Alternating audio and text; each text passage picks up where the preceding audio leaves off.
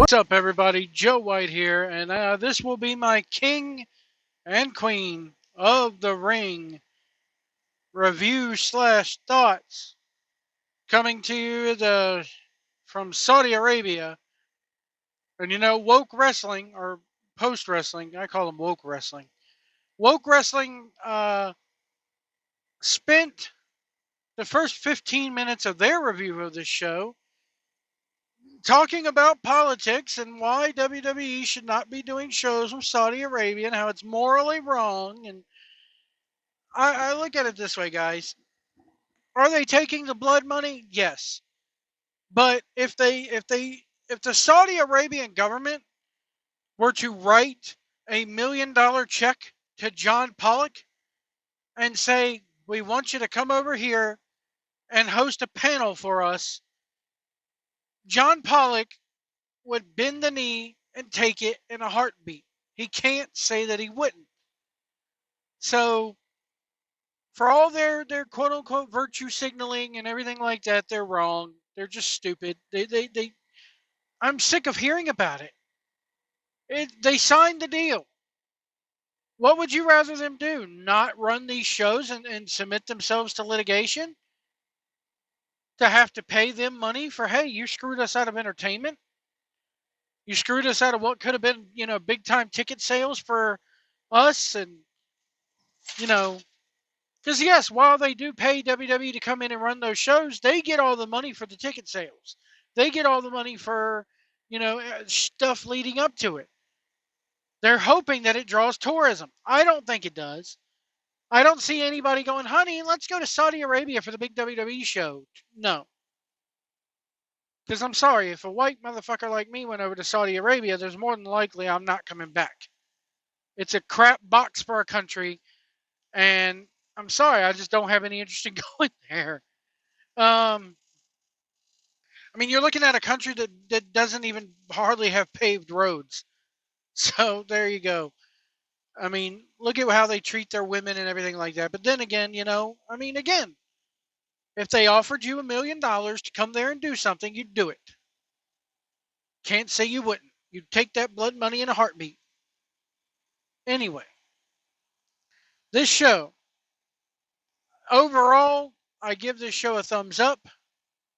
I thought it was very good. It wasn't the greatest thing in the world, but it was good. The show opened up with a 2-hour long pre-show. Why do we need a 2-hour long pre-show? Why do we need this to go on for 2 hours? I don't think it needed to. The only match on the card, the only thing that took place on the pre-show of interest, two things.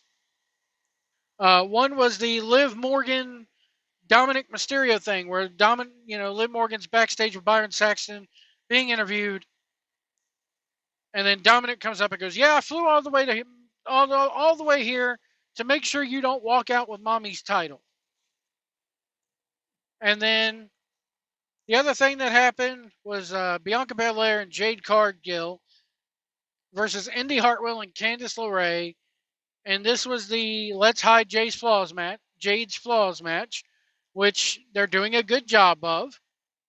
They're doing Jade exactly how they should be doing Jade Cargill. I'm a Jade Cargill fan, but this match didn't need to be there. It really didn't. Let's see here. Match number 1, Becky Lynch versus Liv Morgan. I thought this was good. I liked everything about this. I'm a huge Liv Morgan fan. I think she has hella potential. I think when she wants to, her work is phenomenal. I love the Britney Spears outfit, which is the exact same outfit that she wore last time she wrestled in Saudi Arabia. I like the finish of this match. Dominic getting involved, throwing a chair in. He wanted to throw the chair to Becky Lynch. It ended up backfiring. Liv Morgan DDTs Becky Lynch on the chair, hits the Oblivion. 1, 2, 3. New women's world champion is Liv Morgan. And she got, I do find it crazy how they won't give Liv Morgan a straight up win. That's the only thing that bugs me about this.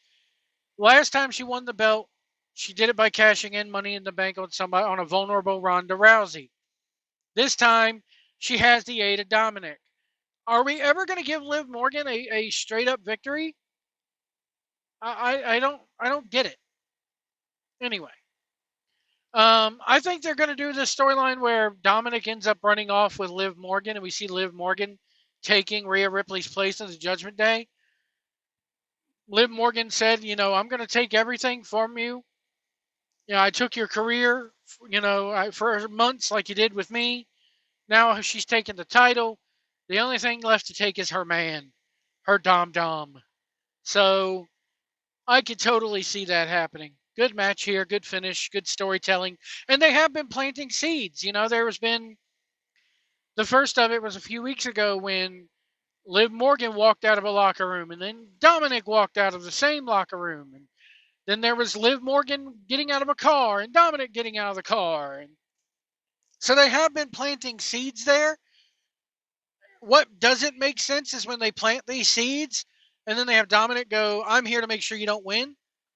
It's like, well, what the fuck were y'all doing in the same locker room? What are you doing getting out of the same car? What have you guys been talking about? We clearly see you. They don't acknowledge it, and it's off in the background. But we clearly get it. We clearly see what's happening. Why not just go with it? Match number 2, Intercontinental Championship. This is where we got our QR code during Big Bronson Reed's entrance. Why are they calling him Big? Why not? What's wrong with just Bronson Reed? Anyway, Chad Gable, Bronson Reed, Sami Zayn, triple threat for the Intercontinental Championship. Of course, Sami Zayn's over like Rover because he speaks the language. So he can speak a little Arabic. I got to tell you, this match for me, it was all right. I mean, the Otis stuff is what we were wanting to see. When you have this triple threat match, and the biggest concern of the match is if Otis is going to turn on Chad Gable. To me, that doesn't do good at getting the title over.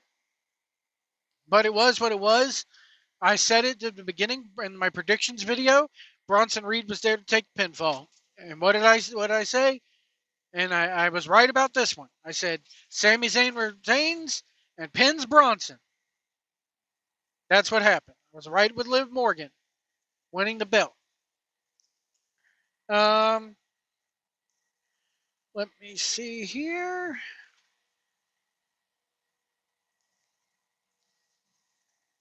They showed a lot of people in the crowd that really didn't need to be there, but hey, we flew you over here. We might as well give you a payday for being on the PLE. Grayson Waller, Austin Theory. They did LA Knight later on. They even had Tiffany Stratton, which I would have loved to see the rest of that outfit on her. But anyway, that's match number 3, Queen of the Ring finals. Lyra Valkyria versus Nia Jax. This was good. I thought Lyra Valkyria was going to win here because I said that this tournament is to make new stars. But it also, made sense for Nia Jax to win because it puts her even bigger over as a heel. Even after the match, she, I don't agree with her kneeling so Triple H can put the crown on her. But, the finish of the match was just brutal.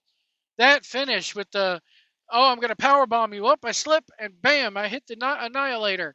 And it's just like, golly, you could have grabbed the ropes. You didn't. She needs to learn to grab the ropes. That's how that Vader bomb is done. You have to grab the ropes to support your weight.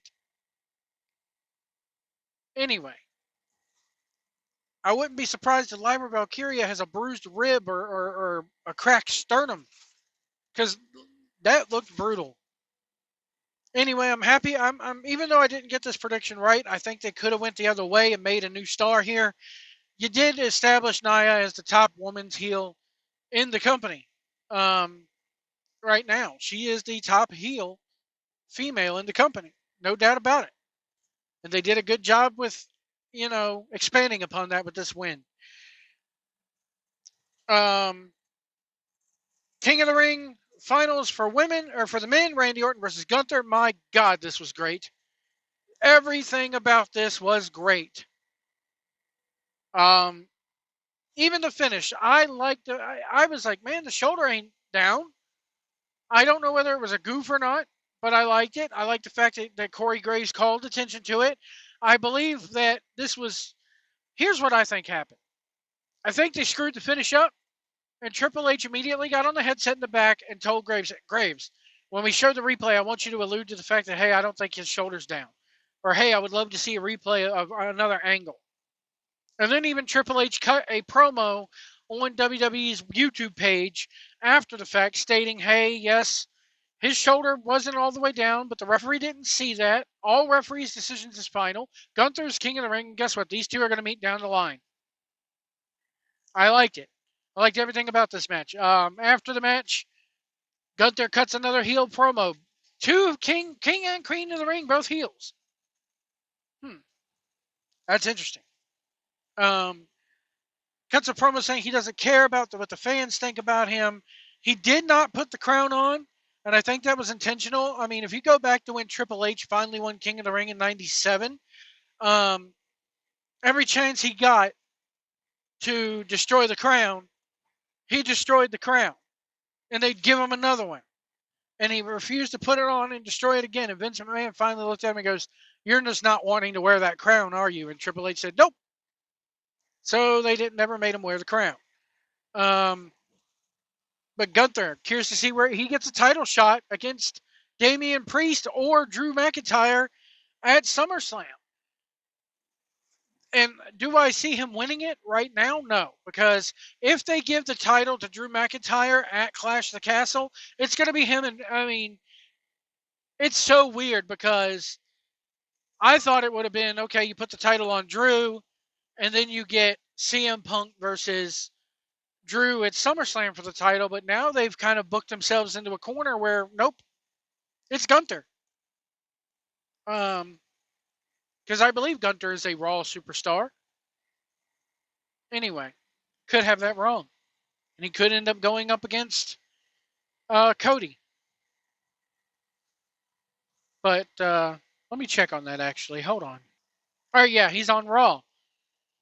So unless they're going to pull a damn deal where CM Punk screws Drew McIntyre out of the title at Clash of the Castle, which would, oh my God, that crowd would turn on him, but the rest of the world sees merit in it. You know, I could see them going that route and just pissing that crowd off royally. But then again, it just sounds like a total Vince McMahon move that people would hate. But anyway, Gunther versus the champion, WrestleMania. And whoever, I could see Punk. I still think we see Punk. I think that's the way it's going to go. I really think that's the way it's going to go. Oh, man. And I know people are going to be like, why would you not give this man the title in his own home country? Blah, blah, blah, blah, blah, blah. Feel good moment. Blah, blah, blah, blah. Because he's a heel. And it fits with the storyline. The fact that they're in his hometown is irrelevant to me. I'm not a Scottish, citizen. Anyway. All right, here we go. Next match was an undisputed title with Cody versus Logan Paul. Can we ever have Logan Paul lose cleanly? Can we ever have a match where we don't see Logan Paul's idiots at ringside? That's what made me just go, ugh. And, as I said in my other video about Uncle Howdy, a lot of people were still hoping we would get Uncle Howdy at the end of this show, which kind of made this match seem irrelevant.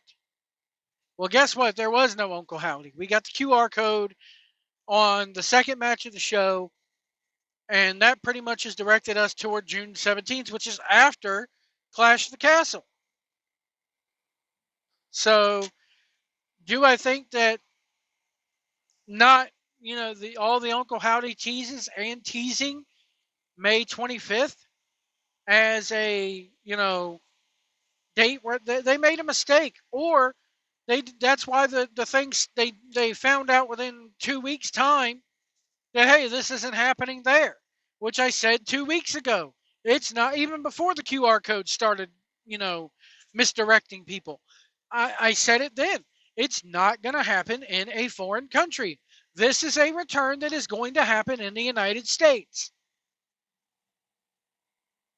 I think the United States crowd would appreciate it more.